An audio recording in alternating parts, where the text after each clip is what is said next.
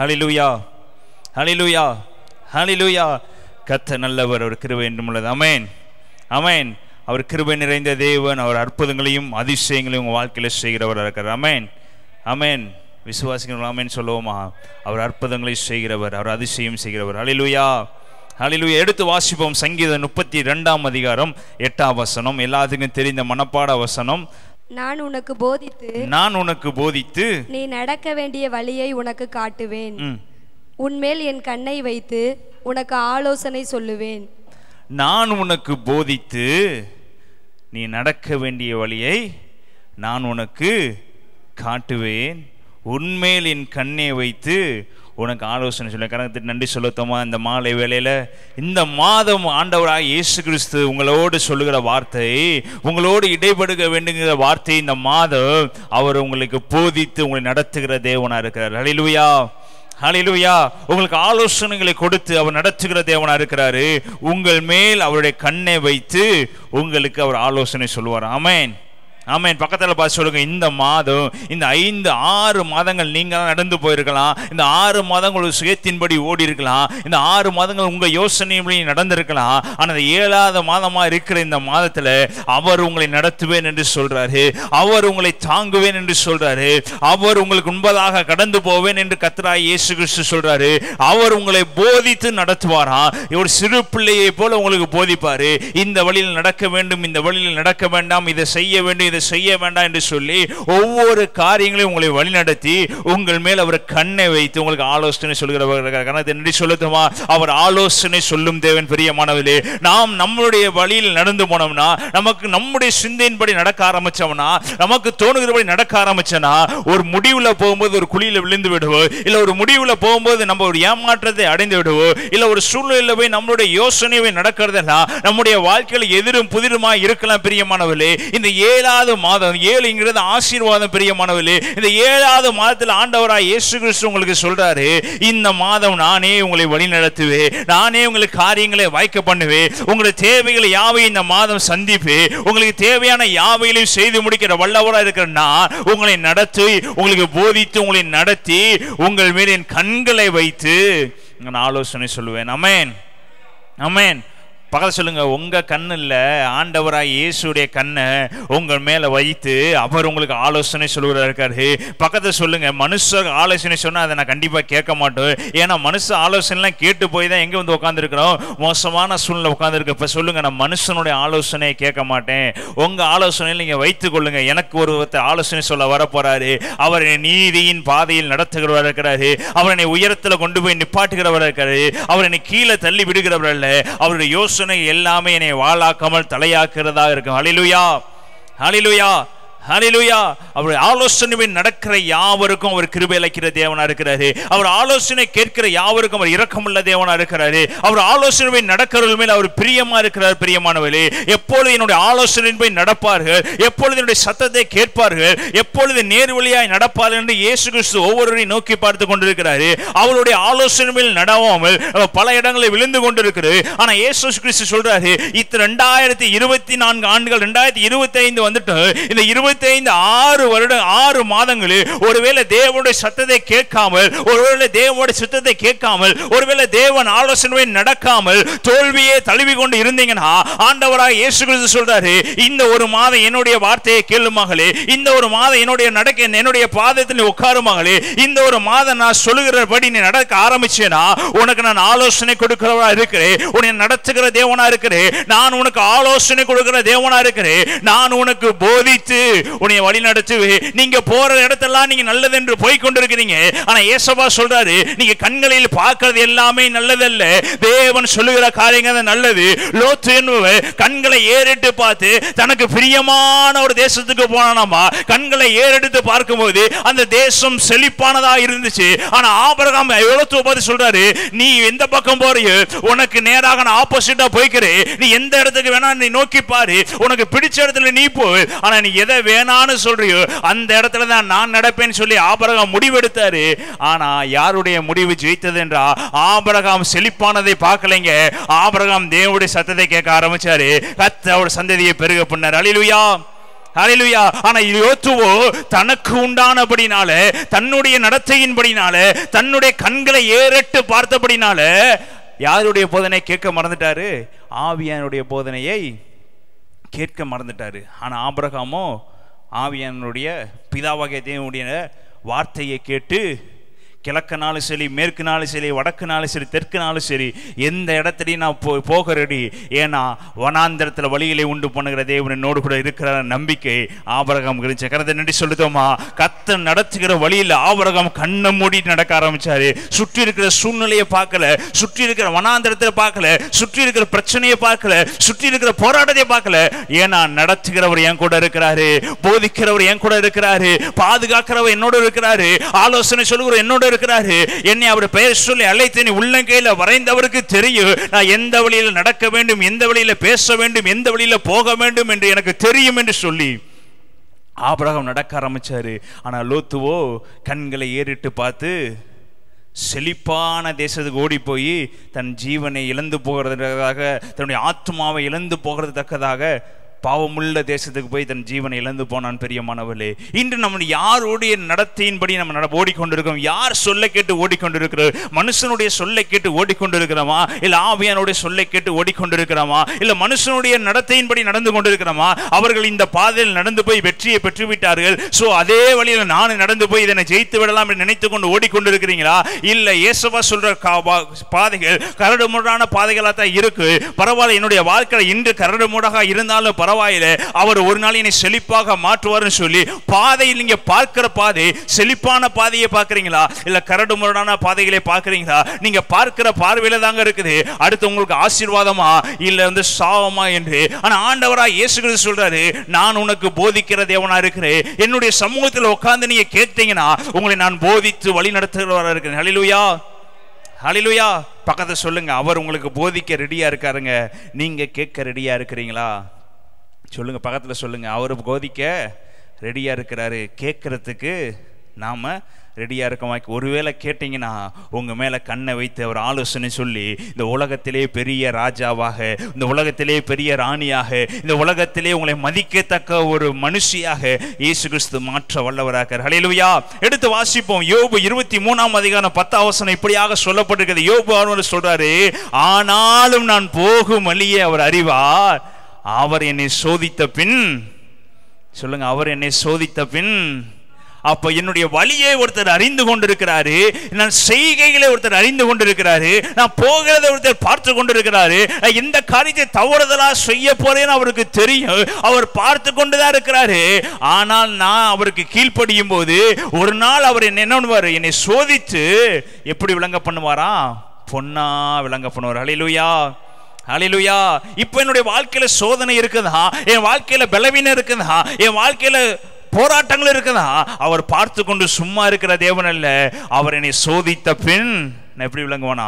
பொன்னா விளங்க. ஒருவேளை நீங்க வழி மாறி போயிருந்தாலும் முடிவில் நீ அவருடைய பிள்ளையா இருக்கிறபடினால கிருபையின் மூலியமா உங்களை தூக்கி உங்களை சோதனை எல்லாவற்றையும் மாற்றி அவர் உங்களை நீதியின் பாதையில் நடத்துகிற தேவனாக. ஹல்லேலூயா. இன்னொரு வசனத்தை வாசிப்போம். ஏசாயா 42ஆம் அதிகாரம் 16ஆம் வசனம் இப்படியே எழுதப்படுகிறது. குருடரை அவர்கள் அறியாத வழியிலே நடத்தி அவர்களுக்கு தெரியாத பாதைகளில் அவர்களை அழைத்து கொண்டு வந்து அவர்களுக்கு முன்பாக இருளை வெளிச்சமும் கோணலை செவ்வையுமாக்குவேன். இந்த காரியங்களை நான் அவர்களுக்கு செய்து அவர்களை கைவிடாதிருப்பேன். அவர்களை கைவிடாதிருப்பேன். குருடர்களை அவர் அறியாத வழியில் நடத்துகிறவராக இருக்கிறார். ஹல்லேலூயா. குருடர்களுக்கு என்ன இருக்கு, எங்க போகிறோம் என்று தெரியாது, என்ன செய்வோம் என்று அவர்களுக்கு தெரியாது, எப்படி போகிறோம் என்று அவர்களுக்கு தெரியாது. குருடரை அவர்கள் அறியாத வழியிலே நடத்தி அவர்களுக்கு தெரியாத பாதையிலே அவர்களை அழைத்து கொண்டு வந்து அவர்களுக்கு முன்பாக எப்படின்னா மாட்டுவாரா? இருளை வெளிச்சமாய் மாற்றுவார். யாரா இருந்தா இருளை வெளிச்சமாய் மாற்றுவாரு? குருடனா இருந்தால். அதுக்காக நம்ம குருடனா இருக்க வேண்டிய அவசியம் இல்லை. நீங்க தேசப்பா, நீங்க என்னை நடத்தினார் போதும், நீங்க எனக்கு வழி நடத்தினார் போதும் சொல்லி ஒரு குருடனை போல அவர் காற்ற இடத்துல நீங்க ஓட ஆரம்பிச்சீங்கன்னா உங்க வாழ்க்கையில் இருக்க இருளை அவர் வெளிச்சமாய் மாற்ற வல்லவராக இருக்கிறார். ரெண்டு சொல்லுத்தோமா, உங்க வாழ்க்கையில் இருக்கிற முதலாவது இருக்கிற இருளை அவர் வெளிச்சமும் என்ன நம்முடைய வாழ்க்கையில் இருக்குது? கோணலை செவ்வையுமாக்குவேன். இந்த காரியங்களை நான் அவர்களுக்கு செய்து அவர்களை அவர்களை. அப்ப தேவன் நம்மளை எப்படி நடத்த விரும்புகிறார்னா, குருடர்களே அவர்கள் அறியாத வழியிலே நடத்துகிற விதமாக அவர் நடத்துகிறவராக இருக்கார். ஹல்லேலூயா. அந்த குருடர்களுக்கு நம்ம ஒரு குருடரை பார்த்து நீங்க கையை பிடிச்சு கூட்டிட்டு போனீங்கன்னா, நீங்க எந்த இடத்துக்கு கூட்டிட்டு போறீங்களோ அந்த இடத்துக்கு குருடர்கள் என்ன பண்ணுவாங்க? வருவாங்க. வரமாட்டேன்னு என்ன மாட்டாங்க? சொல்ல மாட்டாங்க. அவங்களுக்கு நமக்கு ஒரு துணை, நம்மளை கூட்டிட்டு போறதுக்கு ஒருத்தர் இருக்கிறாரு. இந்த சாலையை கடக்க பண்ண ஒருத்தர் இருக்கிறாரு. அவர் எப்படியாவது சாலையை கடக்க பண்ணிடுவாரு. இல்ல இந்த இடத்துல இருந்து அந்த இடத்துல கொண்டு போய் விடுவதற்கு ஒருத்தர் இருக்கிறாரு. கண்டிப்பா என்னை கொண்டு போய் விட்டுருவார் என்று சொல்லி அந்த குருடர்கள் யார் கையை பிடிச்சு கூட்டிட்டு போனாலும், அது பாதாளமா இருந்தாலும் சரி, அது ரயில்வே ட்ராக்கா இருந்தாலும் சரி, அது எந்த மோசமான பாதையா இருந்தாலும் அவங்களுக்கு கண்ணு தெரியாது. அவர்கள் யாரை நம்பி போவாங்கன்னா, யாரு கையை பிடிச்சு நடந்து போறாங்களோ அவர்கள் பின்னாடி நடந்து போவாங்களா? அது போல நீங்க இயேசுவை நம்பி அவர் கையை பிடிச்சீங்கன்னா, எந்த ஒரு முள்ளான பாதையா இருந்தாலும் சரி, எந்த ஒரு போராட்டமான பாதையா இருந்தாலும் சரி, இந்த மாசம் செழிப்பின் மாதமா சொல்லியிருக்கார் அல்லவா, இந்த மாச கண்மேல் கண்ணை வைத்து ஆலோசனை தருவேன் என்று சொல்லியிருக்கார் அல்லவா என்று சொல்லி அவருடைய கையை பிடித்து குருடர்கள் அறியாத வழியில் நடக்கிறது போல இயேசுவின் கையை பிடிச்சு நடந்தீங்கன்னா, உங்க வாழ்க்கையில இருள் இருக்கு பிரியமானவர்களே, அந்த இருளை அவர் வெளிச்சமாய் மாற்ற வல்லவராக இருக்கிறாரு. உங்க வாழ்க்கையில இதுவரைக்கும் நீ கண்ணை திறந்து ஓடி ஓடி உங்க வாழ்க்கையில கோணல்களை மாத்திரம் நீங்க பார்த்திருக்கிறீங்க. உங்க வாழ்க்கையில உங்க சுய கண்களை பார்த்து ஓடி ஓடி கோணலான பாதைகளை இருளான பாதையிலுமே சந்திச்சிருக்கீங்க. இன்னைக்கு சொல்லுங்க, என் கண்ணை பிடிங்கிருங்க ராஜா, ஆவிக்குரிய கண்களை எனக்கு கொடுங்க, ஆவிக்குரிய காரியங்களை பார்க்கக்கூடிய கண்களை கொடுங்க, உம்மை பார்க்கக்கூடிய கண்களை கொடுங்க, உம்மை சேவிக்கக்கூடிய கண்களை கொடுங்க. ஒரு குருடனை எப்படி அறியாத வழியில் நடத்துகிறீரோ அதே போல என்னை நடத்த நீர் வல்லவர் என்று சொல்லி இயேசுவின் கையை பிடிக்க ஆரம்பிச்சீங்கன்னா, அந்த ஆண்டவராய் இயேசு கிறிஸ்து உங்களுக்கு சொல்றாரு, நான் உங்களை அறியாத பாதையில் நடத்தி உங்க வாழ்க்கையில் இருக்கிற இருளை முதலாவதாக நான் வெளிச்சமாய் மாற்ற வல்லவராக இருக்கேன். நன்றி சொல்லுமா? ஹல்லேலூயா, ஹல்லேலூயா. முதலாவதாக இருள் வெளிச்சமா மாறிடுச்சுனாவே உங்களுக்கு வெற்றி வந்துருச்சுன்னு அர்த்தம். ஆமென், ஆமென். தேவனுக்கு இருள் பிடிக்காது பிரியமானவர்களே. அவர் எல்லாவற்றையும் வெளிச்சமாய் மாற்ற வல்லவராக இருக்கிறாரு. உலகம் உருவாது என்பதாக உலகத்தில் என்ன இருந்தது? இருள் இருந்தது. பிதாவாகிய தேவன் இருளை பார்த்து சொல்றாரு, முதலாவதாக வெளிச்சம் உண்டாக கடவது என்றார். வெளிச்சம் உண்டாயிற்று. வாழ்க்கையில பிரச்சனை இருக்கும்போது நீ ஆண்டவராய் இயேசுவை உறுதியா பிடிச்சிருந்தீங்கன்னா, அவரை பார்த்து சொல்லுவாரு, இந்த பிரச்சனை உங்களை விட்டு விலகி போய் என்று சொல்லும் போது அது அப்படியே ஆகும். ஹல்லேலூயா, ஹல்லேலூயா. அவரை நம்பி இருக்கிற ஜனங்களை அவர் கைவிடாத தேவன். நீங்க நடக்க வேண்டிய பாதை எல்லாமே அவரை மாத்திரம் நம்பி இருக்கிறதா இருக்க வேண்டிய பிரியமானவர்களே, அவருடைய கையை மாத்திரம் பிடிக்கிறதா இருக்க வேண்டிய பிரியமானவர்களே. இயேசுவை உறுதியாய் நம்பி இருக்கிறவர்களை அவர் கைவிடாத தேவன். ஒரு குருடரவே அவர் கைவிடாமல் இருக்கிறாருன்னா, உலகத்தில் இருக்க பலவீனமானவர்கள் அவரை நம்பி இருக்கிறவங்களை அவர் கைவிடாமல் இருக்கிறாருன்னா, நம்மளையும் அவர் கைவிடாமல் இருப்பது நிச்சயம் பிரியமானவர்களே. ஹல்லேலூயா, ஹல்லேலூயா. குருடர்களை அறியாத வழியில் நடத்துவது போல உங்களை நடத்த வல்லவராக இருக்கிறாரு. நீங்க சொல்லுங்க, ஏசப்பா எனக்கு தெரியல, எனக்கு கண்ணு தெரியல, என் வாழ்க்கையில் நான் எப்படி நடத்துவதுன்னு எனக்கு தெரியல, என் வாழ்க்கையில் அடுத்த நான் நொடி நான் எப்படி போவதுன்னு தெரியல, என்னுடைய மூளை செயல்பட மாட்டேங்குது, அடுத்து நான் என்ன செய்வது எனக்கு தெரியல, எனக்கு வழிகாட்டுங்க ஏசப்பா, என்னை போதித்து நடத்துங்க ராஜா, எனக்கு நீங்க என்ன செய்ய நீங்க சித்தமா இருக்கிறீங்க, என் வாழ்க்கையில கற்றுக் கொடுங்க என்று சொல்லி ஒரு சிறு பிள்ளையை போல கேளுங்க. ஒரு சிறு பிள்ளை முதலாவதாக ஸ்கூலுக்கு போகும்போது எல்லாமே நம்ம கற்றுக் கொடுப்போம். அவங்களுக்கு எதுவுமே தெரியாது. நீங்க என்ன பண்ணி கொடுப்பீங்க? ஒவ்வொன்றா ஆ எது, ஆ எது, ஈ எது, ஊ என்ன பண்ணுவோம்? சொல்லி கொடுப்போம். அவங்களுக்கு கண்ணு தெரியும், எல்லாமே தெரியும். ஆனா என்ன பண்ணுவோம்? சொல்லி அவங்களுக்கு தெரியுது வரைக்கும் என்ன கொண்டு இருப்போம்? சொல்லி கொடுத்து கொண்டு தான் இருப்போம். ஏபிசியில் என்ன சொல்லி கொடுத்து அதே போல தான் இயேசு கிறிஸ்துவினுடைய பாதத்தில் உட்கார ஆரம்பிச்சிங்கன்னா, ஒவ்வொரு வார்த்தையை அவங்களுக்கு ஆரம்பத்திலிருந்து சொல்லி கொடுக்க ஆரம்பிப்பார். ஒரு கட்டத்தில் போகும்போது நமக்கே தெரியும் இயேசு கிறிஸ்து என்ன விரும்புகிறாரு, என்ன விரும்பலை, என்ன அவர் சொல்ல சித்தமாக இருக்கிறாருன்னு ஆட்டோமேட்டிக்காக நமக்கு தெரியும்படியாக அவர் கற்றுக் கொடுத்து விடுவார். ஹல்லேலூயா. நான் உனக்கு போதித்து நீ நடக்க வேண்டிய வழியில் உங்களை நடத்துவேன். ஆமென். உண்மையில் கண்ணை வைத்து ஆலோசனை சொல்லுவோம். எடுத்து வாசிப்போம் ஒரு அதிகாரத்தை. 1 சாமுவேல் 9ஆம் அதிகாரம் 6ஆம் வசனம் இப்படியாக எழுதப்பட்டிருக்கிறது. அதற்கு அவன், இதோ இந்த பட்டணத்திலே தேவனுடைய மனுஷன் ஒருவர் இருக்கிறார், அவர் பெரியவர், அவர் சொல்லுகிறதெல்லாம் தப்பாமல் நடக்கும், அங்கே போவோம், ஒருவேளை அவர் நாம் போக வேண்டிய நம்முடைய வழியை நமக்கு தெரிவிப்பார் என்றார். நமக்கு தெரிவிப்பார் என்றான். யாருங்க இது? சவுல்.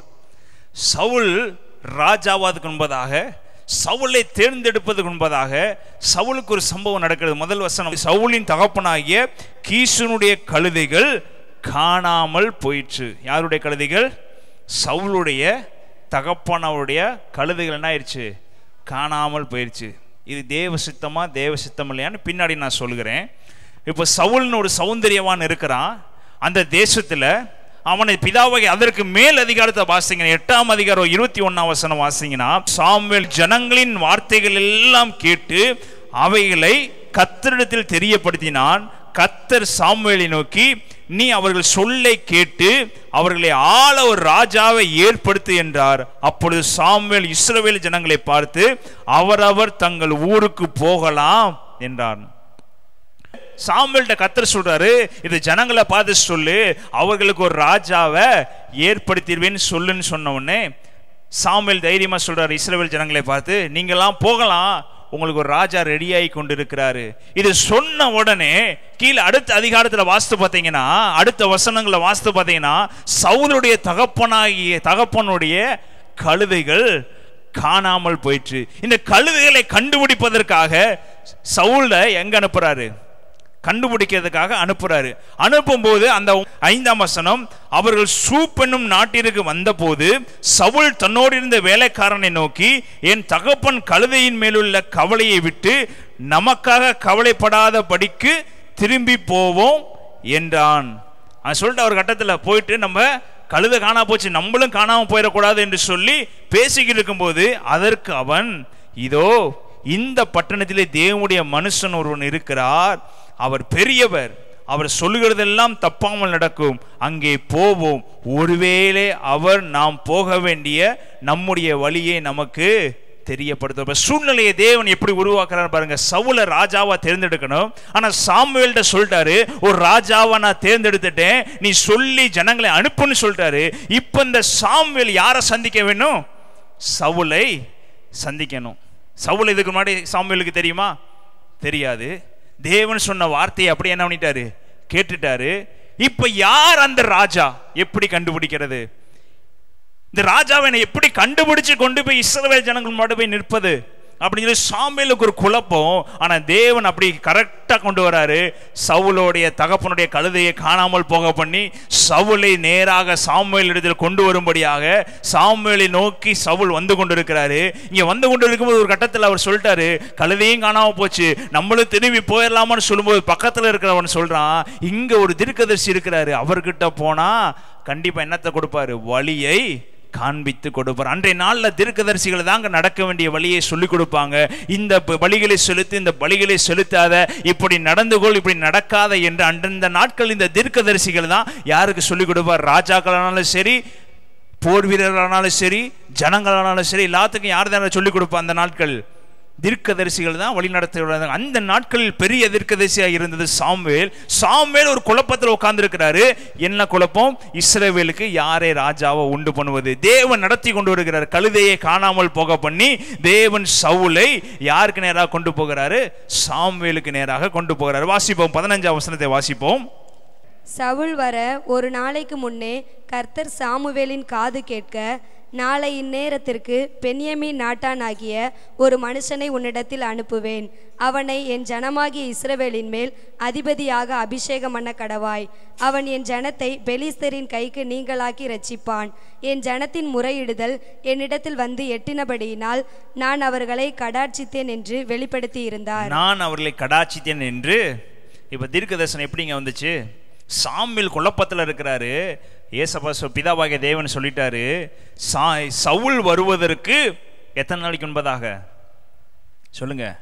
சவுல் வருவதற்கு ஒரு நாளைக்கு முன்பதாகவே சாமுவேல்ட கர்த்தர் வெளிப்படுத்திட்டாரு, இஸ்ரவேலின் ராஜாவை தேர்ந்தெடுத்துட்டேன். அந்த இஸ்ரவேல் ராஜாவை எப்படி கொண்டுட்டு வரனா, அவருடைய கழுதைகள் காணாமல் போனபடினால அவன் உன்னை தேடி வருகிறான். கழுதையை தேடி யார் உன்னை தேடி வருகிறானோ அவனை தான் இஸ்ரவேல் தேசத்தின் மேல் ராஜாவாக அபிஷேகம் பண்ண போறேன்னு சொல்லி கர்த்தர் யாருக்கு வெளிப்படுத்துறாரு? சாமுவேலுக்கு வெளிப்படுத்திட்டாரு.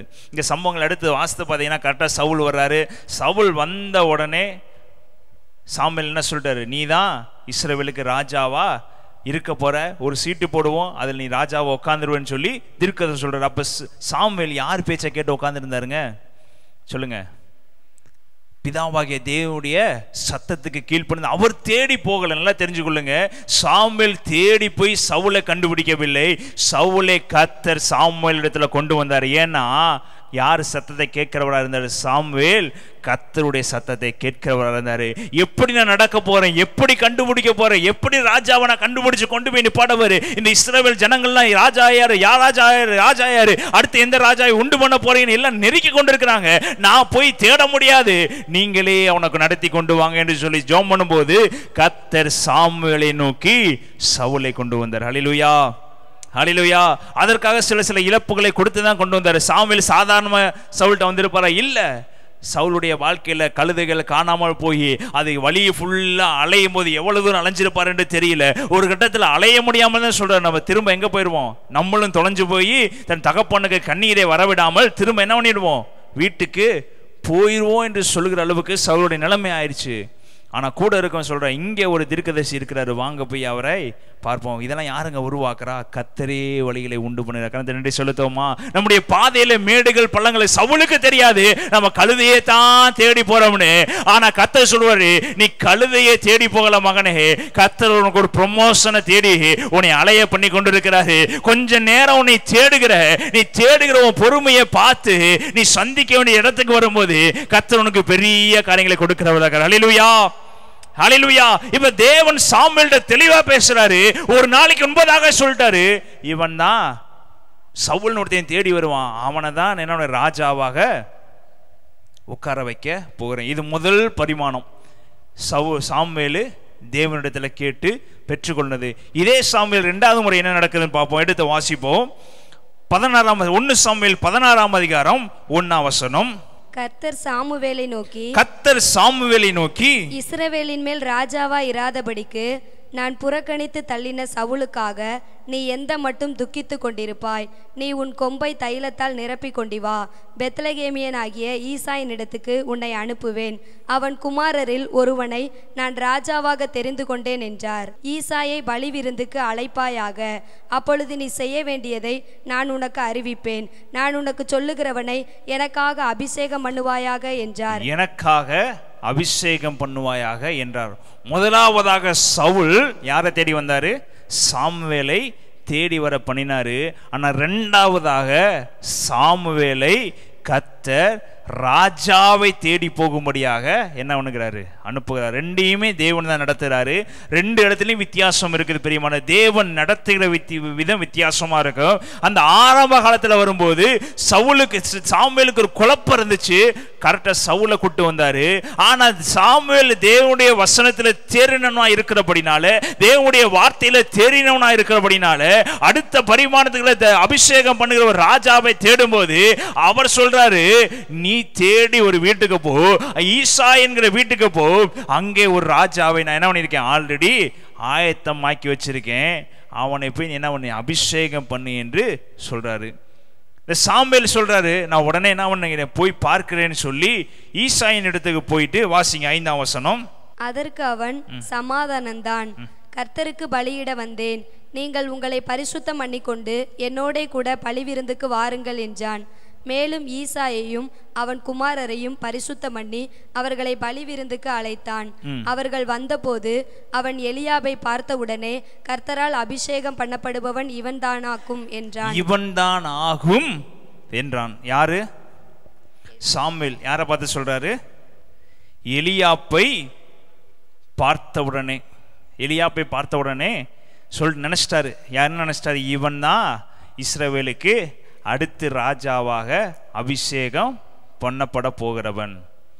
தேவனுடைய சமூகத்தில் உட்கார்ந்தவர் இல்லை என்று சொல்ல, தீர்க்கதரிசி இல்லை என்று சொல்லல, வசனம் தெரிந்தவர் இல்லை என்று சொல்லல, ஆனா கண்களில் பார்த்தவுடனே, கண்களில் பக்கத்து சொல்ல கண்ணில் பார்த்தவுடனே அவன் புஷ்டியும் செழிப்புமா இருந்தபடினால, அவன் பார்வைக்கு அழகுள்ளவனா இருந்தபடினால, அவன் இராணுவத்தில் இருந்தபடினால, இப்ப தீர்க்கதரிசியா இருக்கிற சாமுவேலுக்கு ஒரு குழப்பம் வருகிறது. ஒருவேளை இவன் தான் ராஜாவாக அபிஷேகம் பண்ண வேண்டியவனா இருக்கும் என்று அந்த வசனத்தை வாசிங்க. அப்பொழுது கர்த்தர் சாமுவேலை நோக்கி, இவனுடைய முகத்தையும் இவனுடைய சரீர வளர்ச்சியையும் பார்க்க வேண்டாம், நான் இவனை புறக்கணித்தேன். மனுஷன் பார்க்கிறபடி நான் பாரேன், மனுஷன் முகத்தை பார்ப்பான், கர்த்தரோ இருதயத்தை பார்ப்பார். ஹல்லேலூயா, ஹல்லேலூயா. இப்போ முதலாவதாக சாமுவேல் தேவ சமூகத்தில் உட்காரும் போது சவுல் நேரா வந்த உடனே சாமுவேலுக்கு தெரிஞ்சிச்சு இவன் தான் ராஜான்னு. இப்போ தேவன் சாமுவேலை நடத்திட்டு போறாரு, அடுத்த ஒரு ராஜாவை தேடி கொண்டுட்டு போறாரு. இப்போ சாமுவேல் தேடி போகும்போது தன்னுடைய கண்களில் ஒருத்தனை பார்க்கிறான். அவன் பார்வைக்கு அழகுள்ளவனா இருக்கிறான், அவன் பராக்கிரமசாலியா இருக்கிறான், அவன் தெரிந்தவனா இருக்கிறான். ஆனா தேவன் அவனை புறக்கணிக்கிறார். பிரியமான பக்கத்துல சொல்லுங்க, நீங்க பார்க்கிறபடி தேவன் பார்க்கிறவர் இல்ல, நீங்க பார்க்கிற பார்வையின்படி அவர் பார்க்கிறவர் இல்ல. நீங்க கால் விதிக்கிற இடம் தான் கரெக்ட், நீங்க போய் கொண்டிருக்கிறீங்க. தீர்க்கதரிசியா இருக்கிற சாமுவேல், தேவன் சொல்ற கற்பனைகளின்படி கீழ்ப்படுகிற சாமுவேல், இஸ்ரவேல் ஜனங்களை வழிநடத்தி கொண்டிருந்த சாமுவேல், இந்த இடத்துல பதிவிட வை, இந்த இடத்துல பதிவிட வைக்காத, இந்த காரியத்தை செய், இந்த காரியத்தை செய்யாதே என்று பிதாவுடைய தேவனுடைய வார்த்தையை கேட்டு அப்படியே இஸ்ரவேல் ஜனங்களுக்கு செய்தவன். இங்க ஒரு தடுமாற்றம் வருகிறது, நடந்து போகிற இடத்துல ஒரு தடுமாற்றம் வருகிறது, ராஜாவை நியமிக்கும் போது ஒரு தடுமாற்றம் வருகிறது. அவன் பிதாவாகிய தேவனிடத்துல போய் சாமுவேல் கேட்கல, இவன் தான் அபிஷேகம் பண்ணணுமான்னு கேட்கல, தன்னுடைய மனசிலே நினைத்துக்கிட்டாரு இவனாத்தான் இருக்குமோ, இவனாத்தான். இன்னைக்கு நம்மளும் இப்படிதான், தேவன் நடத்துகிறபடிலாம் போயிருவோம், தேவன் செய்கிறபடிலாம் போயிருவோம். கடைசியில தேவன் இதை நியமிச்சாரா, இது தேவன் தான் போதிச்சாரா, இது இயேசு கிறிஸ்து தான் போதிச்சு நடத்துகிறாரா என்று கடைசி நிமிடத்தில் கேட்காம அதன் பாதியில் விழுந்து பெற்றுக்கொள்ளக்கூடாதெல்லாம் பெற்றுக்கொண்டு, காயப்பட வேண்டியது எல்லாமே காயப்படக்கூடாதெல்லாம் நினைக்கிற இடத்தெல்லாம் காயப்பட்டு விட்டு கடைசியில் நம்முடைய தேவன் சொல்றபடி தான் போனோம். ஆனால் எங்கே போய் விழுந்துட்டோம்? பிரச்சனையில் போய் மாட்டிக்கொண்டோம். எல்லாமே தேவன் சொன்னபடி தான் நடந்து வந்தார். சாமுவேல் பெரிய தீர்க்கதரிசி, சாமுவேல் பெரிய தீர்க்கதரிசி, கரெக்டா நடந்து வந்தாரு. ஆனா தேவன் பார்க்கிற விதமாய் பார்க்காமல் மனுஷன் பார்க்கிற விதமாய் பார்க்க ஆரம்பிச்சாரு. ஆமென், ஆமென். இப்ப யார் பார்க்கிற விதமாய் பார்க்கணும்? பக்கத்தில் பார்த்து சொல்லுங்க, நீங்க தேவ சத்தத்தின்படி நடக்க ஆரம்பிக்கணும்னா, நீங்க தேவனுடைய கண்களில் நீங்க தயவு கிடைக்கணும்னா, அவர் உன் கண்களில் ஆலோசனை கிடைக்கணும்னா, உங்கள் மேல அவர் கண்ணை வைக்கணும்னா, முதலாவதாக யாருடைய ஆலோசனை கேட்கணும்? கர்த்தருடைய ஆலோசனையை கேட்கணும். ஹல்லேலூயா, ஹல்லேலூயா. உடனே கர்த்தர் சொல்றாரு, நீ பார்க்கிறபடி நான் பார்க்கவில்லை மகனே, நீ எதை பார்க்கிறேனா? வாசிங்க, கர்த்தர் சாமுவேல் நோக்கி, நீ இவனுடைய முகத்தையும் இவனுடைய சரீர வளர்ச்சியையும் பார்க்க வேண்டாம், நான் இவனை புறக்கணித்தேன், மனுஷன் பார்க்கிறபடி நான் பாரேன், மனுஷன் முகத்தை பார்க்கிறான், கர்த்தரோ. அடுத்த வசனம், அப்பொழுது ஈசாய் அபினதாபை அழைத்து அவனை சாமுவேல் முன்பாக நடக்க பண்ணினார், அவன் இவனையும் கர்த்தர் தெரிந்து கொள்ளவில்லை என்றார். ஈசாய் சம்மாவையும் கடந்து போக பண்ணினார், அவன் இவனையும் கர்த்தர் தெரிந்து கொள்ளவில்லை. இப்போ முதலாவதாக தடுமாறினதெல்லாம் தெரிஞ்சுக்கங்க. முதலாவதாக முகத்தை பார்த்தான், முதலாவதாக அவன் பராக்கிரமத்தை பார்த்த உடனே செலக்ட் பண்ண போனாரு.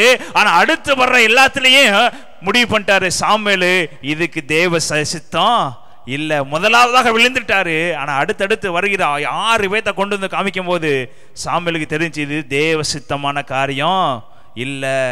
முதலாவதாக தடுமாறும் போதே அவன் தெளிவாயிட்டாரு. அடுத்து நம்ம தேவன் சொல்ற வரைக்கும், தேவனே நம்ம தள்ளிட்டாலும் இல்ல இல்ல இவரைத்தான் நான் கொண்டு வர போறேன்னு சொல்ற வரைக்கும் வருகிற எல்லாத்தையும் ரிஜெக்ட் பண்ண ஆரம்பிச்சா. கடந்த 2 சொல்லுத்தோமா, இவன் தேவன் சொல்லுகிற காரியம் அல்ல, இவன் தேவன் சொல்லுகிற காரியம் அல்ல, இது தேவன் சொல்லுகிற பாதை இல்ல. கரெக்டான பாதையில ஒருவேளை போயிட்டு இது தேவன் சொல்றதுன்னு சொல்லி விளக்கி இருந்தாலும் அவர் சொல்லியிருப்பாரு, இல்ல மகனே நீ ஒரு இப்ப தவறா பார்த்துட்ட, இந்த வழியில தான் நீ நடக்க வேண்டும் சொல்லி அவர் என்ன பண்ணியிருப்பாரு? கற்றுக் கொடுக்கிறவர்கள். ஹல்லேலூயா, ஹல்லேலூயா, ஹல்லேலூயா. நம்மளா ஒன்று செலக்ட் பண்ணாதாங்க தவறாக. ஆனால் அவராக கொண்டு வந்தார். அவர் செலக்ட் பண்ண கூட நம்ம ரிஜெக்ட் பண்ணா கூட அவர் இல்லை இல்லை நீ ரிஜெக்ட் பண்ண தப்பு, இந்த பாதையில் நட என்று அவர் நம்ம கற்றுக் கொடுக்குறாரு. ஹல்லேலூயா. ஆனால் நீங்கள் டிசைட் பண்ணிட்டீங்கன்னா அவரால் அதை என்ன பண்ண முடியாது, மாற்ற முடியாது.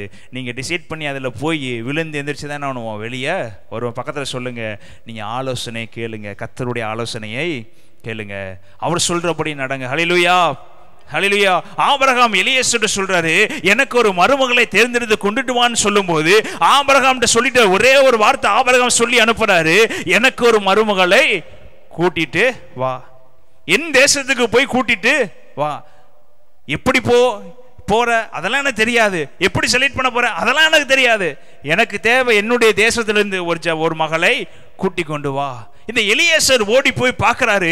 எலியேசருக்கு ஒரு பயம்.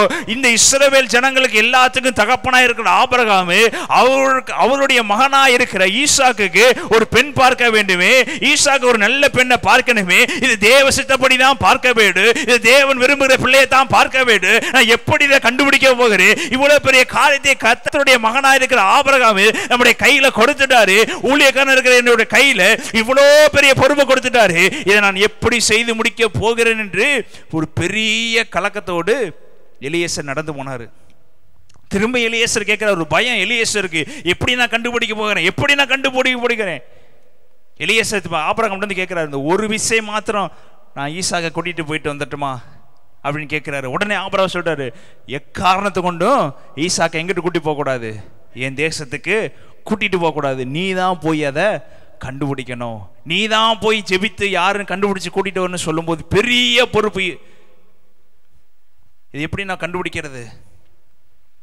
எலியேசர் எப்படி போயிருப்பான்னு யோசித்து பாருங்க. அப்போ ஒன்றும் இல்லை, தேவ சமூகத்தில் உட்காந்துட்டு சொல்றாரு, எனக்கும் நானும் தண்ணி குடிக்கணும், என்னுடைய ஒட்டங்களுக்கும் யார் தண்ணி வந்து வார்க்கிறாங்களோ அவங்கள் தான் தேவன் நியமித்த பாத்திரம் என்று நான் அறிந்து கொள்வேன்னு சொல்லி தேவனுடைய சமூகத்தில் உட்கார்ந்தாரு.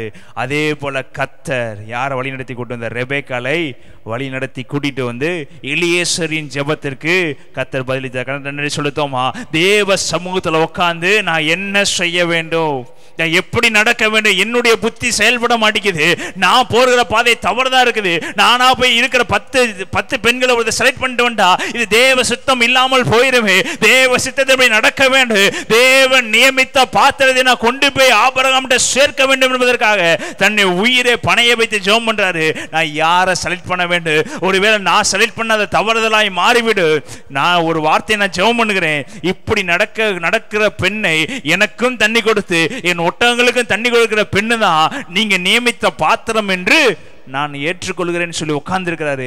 தேவன் அதே போல ரெபேக்காளை ரெடி பண்ணி கர்த்தர் என்ன பண்ணிட்டு வந்தாருங்க, கொண்டுட்டு வந்தார். யாரு என்ன கருப்போ வெள்ளை எதையும் பார்க்கல, தேவன் நடத்தி கொண்டு வந்தார்னா அது கரெக்டா இருக்கு. சொல்லுது பக்கத்தை சொல்லுங்க, அவர் நடத்துகிறபடி நடந்தீங்கன்னா, அவர் சொல்றபடி நடந்தீங்கன்னா, அவருடைய சத்தத்துக்கு ஃபர்ஸ்ட் கீழ்ப்படுந்தீங்கன்னா அவர் போதித்து உங்களை வழி நடத்துகிற தேவனாக. ஹல்லேலூயா, ஹல்லேலூயா. பக்கத்து சொல்லுங்க, நான் உனக்கு போதித்து நீங்க நடக்க வேண்டிய வழியிலே உங்களை நடத்துவே, உங்கள் மேல் கண்ணை வைத்து.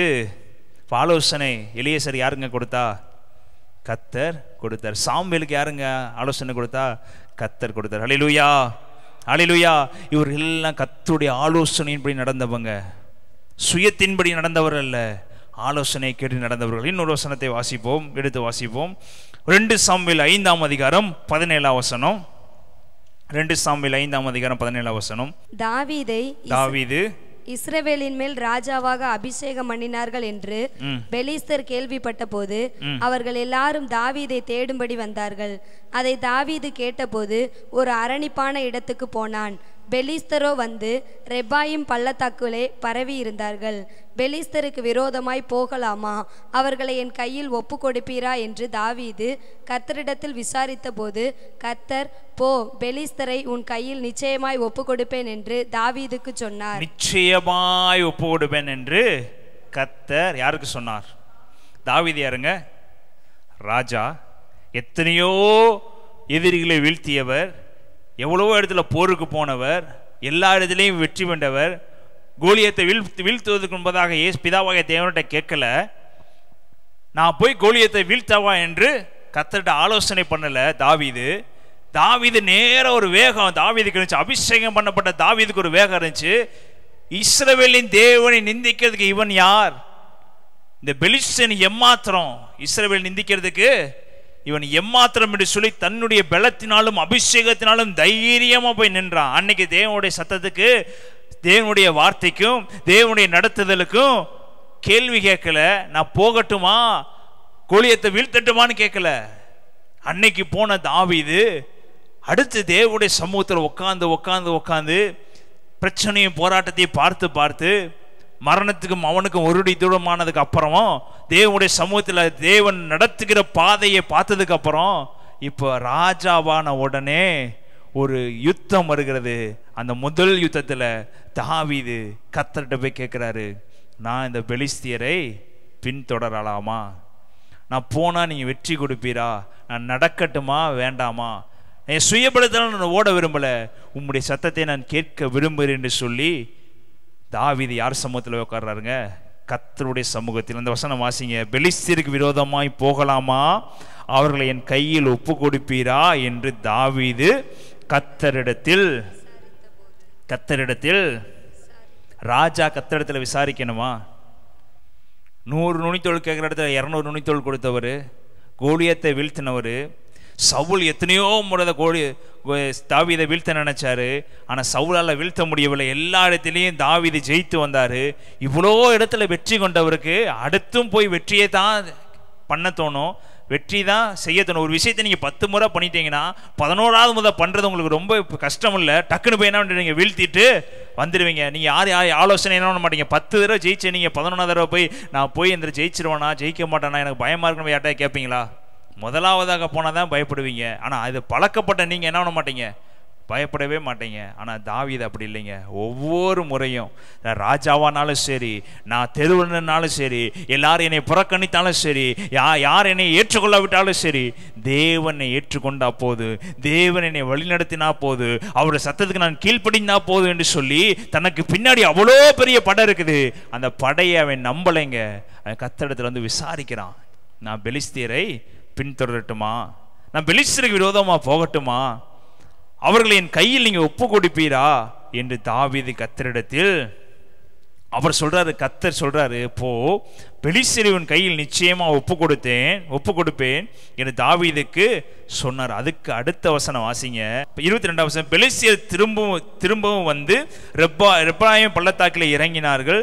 தாவீது கர்த்தரிடத்தில் விசாரித்ததற்கு அவர், நீ நேராய் போகாமல் அவர்களுக்கு பின்னாலே சுற்றி முசுக்கொட்டை செடிகளுக்கு எதிரே இருந்து அவர்கள் மேல் பாய்ந்து, முசுக்கொட்டை செடிகளின் நுனிகளிலே செல்லுகிற இரைச்சலை நீ கேட்கும்போது தாவீது முதல் தடவை கேட்கிறாரு, நீ போ, நீ வென்றுட்டு வருவேன்னு சொன்னோன்னே வென்றுட்டு வந்துட்டாரு. திரும்பியும் பெலிஸ்தியர் வரும்போது தேவன்ட மறுபடியும் தாவீது என்ன பண்ணுகிறாரு? விசாரிக்கிறாரு. விசாரிக்கும் போது இப்ப கர்த்தர் சொல்றாரு, நீ முசுக்கொட்டை செடின்னு பின்னால போய் உட்காந்து அது நுனியில ஒரு இரைச்சலை வரும், அந்த இரைச்சலை கேளு. முசுக்கொட்டை செடியின் நுனிகளிலே செல்லுகிற இரைச்சலை நீ கேட்கும் போது சீக்கிரமாய் எழும்பி போ. அப்பொழுது பெலிஸ்தரின் பாளையத்தை முறியடிக்க கர்த்தர் உனக்கு முன்பாக புறப்பட்டிருப்பார் என்றார். கர்த்தர் சொல்லுத்தோமா? இந்த நல்ல வேளையில அதே தாவீது கர்த்தரிடம் திரும்பவும் விசாரிக்கிறாரு. நான் திரும்பவும் வீழ்த்தட்டுமான்னு விசாரிக்கிறாரு. முதலாவதாக கர்த்தர் சொன்ன பதில் வேற, ரெண்டாவதாக கர்த்தர் சொன்ன பதில் வேற. முதலாவதாக நீ போ முறியடிப்பேனாரு. ரெண்டாவது சொல்றாரு, நீ போய் எங்க உட்காரு? முசுக்கொட்டை செடியின் நுனியில போய் உட்காரு, சத்தத்தை கேளு. நான் எல்லாத்திலும் உனக்கு வெற்றியை தான் கொடுப்பேன், இல்லைன்னு சொல்ல. ஆனா நீ சத்தத்தை கேட்க வேண்டிய இடத்துல கேளு, உட்கார வேண்டிய இடத்துல உட்காரு. நம்ம எல்லாத்துலேயும் பலசாலிகள் இல்லை, எல்லா இடத்துலையும் தெரிந்தவர் இல்லை, எல்லா இடத்துலையும் வெற்றின்னு அவசியம் இல்லை. தேவ சத்தத்தை கீழ்ப்படிந்தா நீங்க போற எல்லா இடத்துலையும் வெற்றி. கருத்து நன்றி சொல்லுத்தோமா? தேவ சத்தத்தின்படி நடக்கலைன்னா வெற்றி இருக்கிறது போல இருக்கும், ஆனா நமக்கு காயங்கள் அதிகமா இருக்கும். அமேன், அமேன், அமேன். அதுக்கு மேல் வசனம், தாவீது பாகால் பிராசீமுக்கு வந்து அங்கே அவர்களை முறியடித்து, ஃபர்ஸ்ட் தடவை கேட்கும் போது என்ன பண்ணிட்டாரு? முறியடிச்சிட்டாரு. 18, 19, 20 வசனம் வாசித்தீங்கன்னா முதல் போர்ல என்ன பண்ணிட்டாரு தாவீது? அவரே கர்த்தரை விசாரிச்சுட்டு போய் ஜெயித்துட்டு வந்துட்டாரு. ரெண்டாவது போர் வரும்போது அதே கர்த்தர் என்ன பண்றாரு? நீ போய் உட்காரு, நீ போன தடவை போய் நீ முறியடிச்சுட்டு வந்துட்ட, இந்த வாட்டி நீ உட்காரு. நீ இவ்வளவு தூரம் முறியடிச்சு உன் எதிரி திரும்ப வரான்ல, நீ உட்காந்து என்ன பண்ணு? முசுக்கொட்டை செல்ல இருக்க சத்தத்தை மாத்திரம் கேளு, ரெண்டாவது உனக்காக நான் யுத்தம் பண்ணுவேன்னு சொன்ன. நன்றி சொல்லுத்தோமா? இந்த வசனங்களை வாசிங்கன்னா, ஒருவேளை உனக்கு விரோதமா ஒருத்தன் வருகிறான், அவன் நீங்க முறியடிச்சிட்டீங்க, அவன் திரும்ப வர்றான்னா நீங்க சொல்லுங்க, நான் அடிச்சு நீ தப்பிச்ச மகனே, அவர் அடிச்சாருன்னா ஒருத்தையும் கூட தப்பிக்க முடியாது. ஹல்லேலூயா, ஹல்லேலூயா. இப்ப அடிக்கிறாரு பாருங்க. கர்த்தர் தாவீதுக்கு கட்டளையிட்ட பிரகாரம் அவன் செய்து பெலிஸ்தியரை கேபா துவங்கி கேசேர் எல்லை மட்டும் முறியடிச்சான். இப்ப அடிச்சது யாருங்க? கர்த்தர். ஹல்லேலூயா, ஹல்லேலூயா. அதற்கு மேல் வசனம், சீக்கிரமா எழுந்து போ, அப்பொழுது பெலிஸ்தரின் பாளையத்தை முறியடிக்க. சொல்லுங்க, சத்தமா வாசிங்க. பெலிஸ்தரின் பாளையத்தை முறியடிக்க யார் வருவா? கர்த்தர். சொல்லுங்க, கர்த்தர் உனக்கு முன்பாக புறப்பட்டிருப்பார். இதே 2 வசனத்துக்கு முன்பதாக யார் புறப்பட்டு போனா?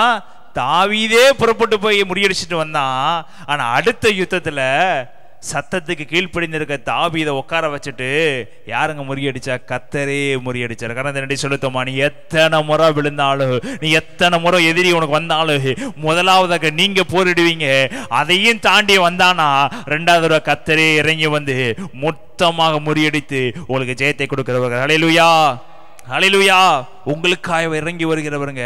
உங்களை யாரெல்லாம் துன்பப்படுத்துறாங்களோ அவங்களுக்காக அவர் இறங்கி வருகிற தேவனா இருக்கார். நீங்க சமூகத்தில் உட்கார்ந்தீங்கன்னா போது அவர் உங்களுக்காக யாவையும் செய்து முடிக்க வல்லவர். ஹல்லேலூயா, ஹல்லேலூயா. இன்னொரு வசனத்தை வாசிப்போம். யோவான் 9ஆம் அதிகாரம் 1ஆம் வசனம். அவர் அப்புறம் போகையில் பிறவி குருடனாகிய ஒரு மனுஷனை கண்டார். 5ஆம் வசனம். இவைகளை சொல்லி அவர் தரையிலே துப்பி உமிழ் நீரினால் சேருண்டாக்கி அந்த சேற்றை குருடனுடைய கண்களில் பூசி. ஒருத்தன் பிறந்ததுலேருந்து குருடனா இருக்கிறான், இயேசுகிட்ட தேடி வருகிறான். நான் குருடனா இருக்கிறேன், என்னை சுகமாக்க வேண்டும் என்று சொல்லி இயேசுவிடத்தில் வருகிறான். இயேசு என்ன செய்கிறாரு? இவைகளை சொல்லி அவர் தரையிலே துப்பி உமிழ் நீரால் சேருண்டாக்கி அந்த சேற்றை குருடனுடைய கண்களின் மேல் பூசி, நீ போய் சீலோவாம் குளத்திலே கழுவு என்றார். சீலோவாம் என்பதற்கு அனுப்பப்பட்டவன் என்று அர்த்தமாம். அப்படியே அவன் போய் கழுவி பார்வையை அடைந்தவனாய் திரும்பி வந்தான். இப்போ இதற்கு முன்பதாக குருடர்களை தேவன் சுகமாக்கினாரு. எப்படி சுகமாக்கினாரு? கைகளை தொட்டு சுகமாக்கினாரு. தாவீதின் குமாரனே எனக்கு இரங்கும் என்று சொன்ன குருடர்களை அந்த பொழுது அந்த நொடி பொழுதே சுகமாக்கினாரு. இங்க ஒருவன் பிறந்த நாள் முதல் குருடனா இருக்கிறான். இவனை பார்த்து கர்த்தர் சொல்றாரு, சேற்றை குழப்பி கண்ணில் வச்சுட்டு சீலோவாம் குளம் வரை நடந்து போ. அந்த குளம் எங்க இருக்குன்னு தெரியாது. பக்கத்தில் இருந்திருக்கலாம், 5 மைலா இருந்திருக்கலாம், இல்லை 1 நாள் பிரயாணமா இருந்திருக்கலாம், 2 நாள் பிரயாணமா இருந்திருக்கலாம். எவ்வளவு நாள் என்று தெரியவில்லை, சொல்லவும் இல்லை. ஆனால் தேவன் இயேசு சொல்லுகிறாரு, நீங்கள் அந்த குளத்தில் போய் தான் என்ன பண்ணணும்? கழுவணும். எச்சியை துப்பி குழப்பி என்ன பண்ணுறாரு? கண்ணில் வச்சு விட்டு அவருக்கு அந்த இடத்துல அற்புதம் செய்ய முடியுமா? இயேசுக்கு செய்ய முடியுமா? முடியாதா? செய்ய முடியல. இந்த குருடனுடைய நினைப்பு எப்படி இருந்திருக்கும்? இதுக்கு முன்பதாக இந்த குருடனை அந்த நிமிடமே சுகமாக்கினவர், இதற்கு முன்பதாக இந்த குருடனை அந்த செகண்டே சுகமாக்கினவர். இதை கேள்விப்பட்டபடினால்தான் இந்த குருடன் வருகிறான், எனக்கு சுகமாக்க வேண்டும் என்று வருகிறான். ஆனா கர்த்தர் செய்கிற, இயேசு கிறிஸ்து பண்ணுகிற காரியம் என்னன்னா, சேற்றை குழப்பி கண்ணில் பூச வைத்து சீலோவாம் குளம் வரை நடந்து போ, நடந்து போய் அங்க கண்ணை கழுவு. இப்ப நடக்கக்கூடிய பாதையை பாருங்க. அது கரடு முரடான பாதையா இருந்திருக்கலாம், முள்ளுள்ள பாதையா இருந்திருக்கலாம், கண்ணீரான பாதையா இருந்திருக்கலாம். சீலோவாம் கூட்டு போனவங்க வந்து கையை பிடிச்சி கூட்டிட்டு போனாங்களா, இல்ல அவனா தடவி தடவி போனா என்று பைபிள் எழுதப்படல. ஆனா அதற்கு ஒரு நேரம் வைத்திருந்தாரு. அந்த ஆசீர்வாதத்தை பெற்றுக்கொள்வதற்கு ஒரு நேரம் இருந்தது. அந்த கரடு முரடான பாதையை நடத்துவதற்கு ஒரு நேரம் இருந்தது. எல்லாருக்கும் ஒரே மாதிரி அற்புதம் செய்கிறவர் இயேசு கிறிஸ்து. பிரியமானவர்களே, ஒவ்வொருவருக்கும் ஒவ்வொரு விதமாய் ஒவ்வொரு அபிஷேகத்தை கொடுத்து ஒவ்வொரு விதமாய் நடத்துகிற தேவனாக. ஹல்லேலூயா, ஹல்லேலூயா. உங்களை மாதிரியே பக்கத்தில் இருக்கிறவங்களை ஆசீர்வதிக்கிறதில்ல, உங்களை காட்டிலும் மேலாக ஆசீர்வதிக்கிறதா மாற்றுவாரு. ஒவ்வொருவரையும் வித்தியாசமா நடத்துகிற தேவன். அப்போ அது நடந்து போகிற பாதை கரடுமுரடான பாதை தான், ஆனா முடிவு அவனுக்கு ஆசீர்வாதமா இருந்தது. ஹல்லேலூயா, ஹல்லேலூயா. அவன் ஒருவேளை புலம்பிக் கொண்டு இதற்கு முன்பதாக வந்தவர்களுக்கு உடனே சுகமாக்கிட்டாரு. எனக்கு எச்சியை துப்பி கண்ணில் குழப்பிட்டு போன்னு சொல்றாரு. நான் போய் கழுவண்டுமா வேண்டாமா, எனக்கு அற்புதம் நடைபெறவில்லை என்று சொல்லி அந்த குருடன் வீட்டுக்கு போயிருந்தாலும், இல்ல அந்த குருடன் இயேசுவை ஏற்றுக்கொள்ளாமல் போயிருந்தாலும், ஒருவேளை விசுவாசம் இல்லாமல் போயிருந்தாலும், ஒருவேளை நம்பிக்கை இல்லாமல் போயிருந்தாலும், அவன் கண்கள் திறக்கப்பட்டிருக்காது. பிரியமானவர்களே, ஆனா கர்த்தருக்காக இயேசு கிறிஸ்து சொன்ன வழியில நடக்க ஆரம்பிச்சா, சீலோவாம் குளத்தை தேடி ஓட ஆரம்பிச்சா, ஆரம்பிச்சான். அவன் கண் திறந்தவன் அல்ல பிரியமானவரே, அவன் கண் திறக்கப்படாதவன். பிறந்த நாள் முதல் குருடனா இருந்தவனுக்கு சீலோவா குளம் எப்படி இருக்கும் என்று அவனுக்கு தெரியாது. இங்க பெதஸ்தா குளத்துல 34 வருஷமா படுத்திருக்கிறான். அவனுக்கு கண்ணு தெரியும், அவன் தத்தெடுத்து போய் கூட விழுந்திருக்கலாம், ஆனா அவனுக்கு முயற்சி இல்லை. ஆனா இந்த குருடனுக்கு கர்த்தர் சொல்கிற வாழ்க்கை, கர்த்தர் சொல்கிற வார்த்தை, அவர் சொல்ல நடக்க சொல்கிற பாதை ஒருவேளை முள்ளுள்ள பாதையா இருந்தாலும் சரி, நான் அற்புதத்தை பெற்றுக்கொண்டு ஆக வேண்டும் என்பதற்காக அந்த குருடனா இருந்தவன் அந்த சீலோவா குளத்தை தேடி நடந்து போனான். ஹல்லேலூயா. ஆனா பெதஸ்தா குளத்துல உட்கார்ந்திருந்தவன் போய் உள்ள குளிக்க இல்ல, ஏறி குளிச்சா உள்ள அற்புதம் நடக்க, அங்க போய் குதிக்க இல்ல, முடியல. ஆனா இவன் தடவிக்கொண்டே சீலோவான் குளத்துக்கு போனான். யாருங்க தேவ சத்தத்தை படி கேட்கிறவங்க? யாருங்க தேவன் நடத்துதல் படி நடக்கிறவங்க? நடந்தேனா அற்புதம். ஹல்லேலூயா, ஹல்லேலூயா. அவர் சகல காரியத்தையும் உங்களுக்கு செய்து முடிச்சிட்டாரு. அதற்கு நேரா போறது யார்கிட்ட இருக்கு? உங்களுக்கு ஒரு வாக்குத்தத்தத்தை கொடுத்துட்டாரு. ஒரு நிச்சயமா இதை செய்து முடிப்பே. உன் வாழ்க்கையில பலவீனங்கள், போராட்டங்கள், இருள்கள், பலவீனங்கள், சூழ்நிலைகள் வந்தாலும் உனக்கு அற்புதத்தை செய்வேன் என்று சொல்லி வாக்குத்தத்தத்தை கொடுத்து அவர் நடத்தி கொண்டிருக்கிறாரு. அந்த வாக்குத்தத்தத்தை பிடித்து நடக்க வேண்டிய வழியிலே நாம் நடக்காமல் இருக்கும் போது எப்பொழுது இந்த வாக்குத்தத்தம் நம்முடைய வாழ்க்கையில் நிறைவேறும் பிரியமானவர்களே? அவர் சொல்லாகும், அவர் கட்டளை நிற்கும். அவர் சொல்லியும் செய்யாது இருக்கிற தேவன் அல்ல. ஒருவேளை அந்த குருடனை கூட்டிட்டு போனவங்க, என்னப்பா இதுக்கு முன்னாடி இருந்தவர்களா உடனே அற்புதம் நடந்துருச்சு, உன்னை ஏமாத்ததுக்காக அவருக்கு எச்சியை துப்பி கண்ணில் தடவிட்டு உன்னை ஏமாற்றி வீட்டுக்கு அனுப்பிட்டாரு, நீ இதை நம்பிட்டு போய் நீ கழுவ போறியா, நீ போகாத என்று சொல்லி எவ்வளவு பேர் அவனை டிஸ்கரேஜ் பண்ணிருக்கலாம், எவ்வளவு பேர் அவனை கூட்டிட்டு போகாம இருந்திருக்கலாம். ஏனென்றால் இயேசு செய்த அற்புதத்தை எல்லாரும் கண்ணால் பார்த்தவங்க, இதுக்கு முன்பதாக எல்லாத்துக்கும் இயேசு கிறிஸ்து உடனுக்குடனே அற்புதம் செய்தாரு. ஆனா இந்த குருடனா இருந்தவனையோ கர்த்தர் எச்சியை துப்பி நீ நடந்து சீலோவாம் குளத்துக்கு போ என்று சொன்னாரு. அப்ப இதுக்கு முன்னாடி உடனுக்குடனே அற்புதத்தை பார்த்தவங்களுக்கு இவர் நடந்து போன்னு சொல்றது எப்படி தெரிஞ்சிருக்கும்? உன்னை அவர் புறக்கணிக்கிறார் என்றுதான் புரிஞ்சிருக்கும். உனக்கு அற்புதம் செய்ய அவருக்கு விருப்பம் இல்லை, அதனால என்ன பண்ணிட்டாரு? எச்சியை துப்பி குழப்பி கண்ணில் வச்சு உன்னை என்ன பண்ணி விட்டாரு? அனுப்பிச்சு விட்டுட்டாருன்னு என்ன பண்ணிருப்பாங்க? ஜனங்கள் எல்லாரும் என்ன பண்ணிருப்பாங்க? அப்படிதான் சொல்லியிருப்பாங்க. உடனே அற்புதம் நடந்தா புகழுவாங்க, உடனே அற்புதம் நடக்கல என்ன பண்ணுவாங்க? உனக்கு அற்புதம் நடைபெறாது போல உன்னை என்ன பண்ணிட்டாரு? ஒதுக்கிட்டாருன்னு சொல்லுவாங்க. ஆனால் அந்த குருடனும் அப்படி இல்லை. அவர் என்ன செஞ்சாலும் அவர் சொன்னதை செய்து முடிப்பேன். அவர் என்ன சொன்னார்? சீலோவாம் குளத்தை கழுவ சொன்னாரா? பரவாயில்ல, நான் கழுவிட்டு அப்புறம் நான் பேசுறேன்னு சொல்லி அவனை கண்ணீரோடு போய் என்ன பண்ணா? கழுவனா. அவன் சுகத்தை பெற்றுக்கொண்டு எங்க திரும்பவும் இயேசு வீட்டில் ஓடிவதான். கடந்த நன்றி செலுத்தும். அந்த வசனங்களை வாசித்து பார்த்தீங்கன்னா, திரும்ப வாசிங்க. 7ஆம் வசனம். நீ போய் சீலோவாம் குளத்திலே கழுவு என்றார். சீலோவாம் என்பதற்கு அனுப்பப்பட்டவன் என்று அர்த்தமாம். அப்படியே அவன் போய் கழுவி பார்வையடைந்தவனாய் திரும்பி வந்தான். பார்வையடைந்தவனாய் போகாம இருந்தா என்ன இருக்காதுங்க? அற்புதம். கேட்காம இருந்த அற்புதம். முள்ளுள்ள பாதையில் நடக்கணுமேன்னு யோசித்திருந்தா என்ன நடந்திருக்காது? அற்புதம். சுற்றி இருக்கிறவங்கள பேச்சை கேட்டிருந்தா அற்புதம் நடந்திருக்காது. கர்த்தருடைய வார்த்தையை கேட்டு, இயேசுனுடைய வார்த்தையை கேட்டு நடந்தவனுக்கோ அற்புதம் நடைபெற்றது. நன்றி செலுத்தும். அவன் திரும்ப வந்து இயேசுகிட்ட வந்து, நீங்கள் சொன்னீங்க, எல்லாரும் என்னைய வந்து நான் நடக்காதுன்னு சொன்னாங்க, ஆனால் நீங்கள் சொன்ன வார்த்தையை கேட்டு நான் போனேன், அங்கே சுகம் நடந்துச்சு சொல்லி அவன் கர்த்தரை மகிமைப்படுத்த. நன்றி செலுத்தும். அதே போல் 10 குஷ்டரோகிகள் தேடி வந்தாங்க. அந்த 10 குஷ்டரோகிகளையும் பார்த்து கர்த்தர் இயேசு சொன்னார், நீ போய் உன்னுடைய ஆசாரியர்களுக்கு உங்களை காண்பீங்க என்று சொன்னோன்னே, இப்போ இவன் சீலோவாம் குளத்துல கழுவுனதுக்கு அப்புறம் சுகம் நடந்துச்சு. ஆனா இயேசு இங்க சொல்றாரு, உன் ஆசாரியர்களுக்கு உன் கைகளை காட்டு, அப்ப சுகம் நடக்குன்னு சொல்லி அனுப்புறாரு. ஆனா போகும்போதே என்ன ஆயிடுச்சு? அங்களுக்கு சுகம் உண்டாயிருச்சு. 10 குஷ்டரோகிகளுக்கு போகும்போதே சுகம் உண்டாயிருச்சு. ஆனா அவர்கள் ஆசாரியர்களுக்கு காமிச்சாங்களான்னு தெரியல, இயேசுவுக்கும் காமிக்கிறதுக்கு என்ன ஆகல?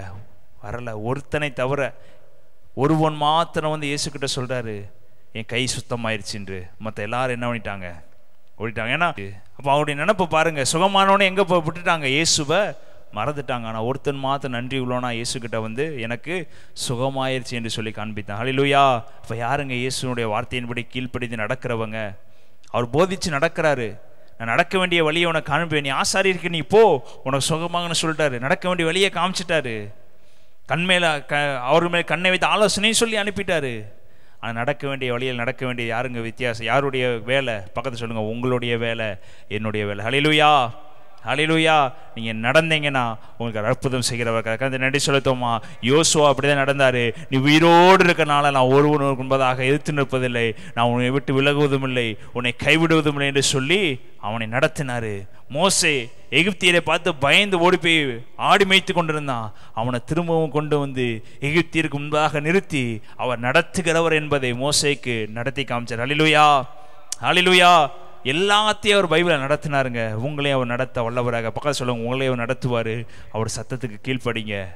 காதை தெளிவாக வைத்துக் கொள்ளுங்க. ஒரு முசுக்கொட்டையின் அடியில் சத்தம் எப்படி வரும்? எவ்வளோ போர் வீரர்கள் சுற்றி இருப்பாங்க, அவங்க ஏதாவது பேசிக்கிட்டே இருந்திருப்பாங்க. அப்போ தாவீதுக்கு சத்தம் கேட்டிருக்கலாம், கேட்காம கூட இருக்கலாம். ஆனால் தாவீது சுற்றி இருக்கிறவங்கள சத்தத்தெல்லாம் கேட்காம அந்த முசுக்கொட்டையினுடைய சத்தத்தை மாத்திரம்தான் கேட்டுக்கொண்டிருந்தான். இதுவேளை சுற்றி இருக்கலாம் சலசலப்பு உங்களுக்கு விரோதமாக இருக்கலாம். ஆனால் நீங்கள் கேட்க வேண்டிய ஒருத்தருடைய சத்தத்தை கேட்க ஆரம்பிச்சிங்கன்னா உங்கள் வாழ்க்கை செழிப்புள்ளதாக மாறும். எல்லாரும் எழுப்பி நின்று இந்த நல்ல வேலை இணைச்சிக்கு அன்பின் நிஜமானே நல்ல வேலைக்கு நன்றி செலுத்துகிற ராஜா. இயேசு கிறிஸ்துவின் நாமத்தை நான் உனக்கு போதித்து நீ நடக்க வேண்டிய வழியை நடத்தி உனக்கு நான் உண்மையில் கண்ணை வைத்து ஆலோசனை சொல்லுவேன் என்று சொல்லியிருக்கிற ராஜா. அற்புத சூழித்தை பார்க்கிற கேட்கிற யாவரையும் ராஜா இயேசுவின் இந்த 7வது மாதத்தில் நடத்துவீராக ராஜா. தேவைகளை சந்திப்பீராக என்று செபிக்கிற ராஜா. இவர் எல்லாவற்றிலும் தேவ கிருபை இயேசு கிறிஸ்துவின் நாமத்தை இறங்கட்டும் என்று செபிக்கிற ராஜா. குருடை அறியாத வழியில் நடத்தி ராஜா. அவருடைய வாழ்க்கையிலுக்கு இருளை வெளிச்சமாய் மாற்றுகிறவரே, கோணலை செவ்வையாய் மாற்றுகிறவரே, பிள்ளைகளுடைய வாழ்க்கையில எல்லா கோணலை ராஜா செவ்வையாய் மாற்றுவீராண்டு இயேசுவின் நாமத்தில் செபிக்கிற ராஜா. இருளை வெளிச்சமாய் மாற்றுவீராக ராஜா. இதுவரை ஒருவேளை ராஜா இயேசுவின் நாமத்தில் ராஜா தன்னுடைய சுய விருப்பத்தின்படி ராஜா லோத்து எப்படி கண்ணை ஏறிட்டு பார்த்து போனான், அது மாதிரி ஒருவேளை பிள்ளைகள் போயிருந்தாங்கன்னா ஒரு விஷயம் மன்னிப்பீராக ராஜா. இயேசுவின் நாமத்தில் ராஜா நீரே வழியை காண்பிப்பீராக என்று செபிக்கிறேன். அந்த வழியில் நடந்து ஒவ்வொரு வரை ராஜா ஆசீர்வாதமான பிள்ளைகளை மாற்றுவீராக. எல்லா துதிகனமையும் செலுத்துகிறோம். நீர் பெரிய காரியங்களை செய்யும். நீர் மாத்திரமே ஏற்படும். இயேசுவின் நல்ல பிதாவே.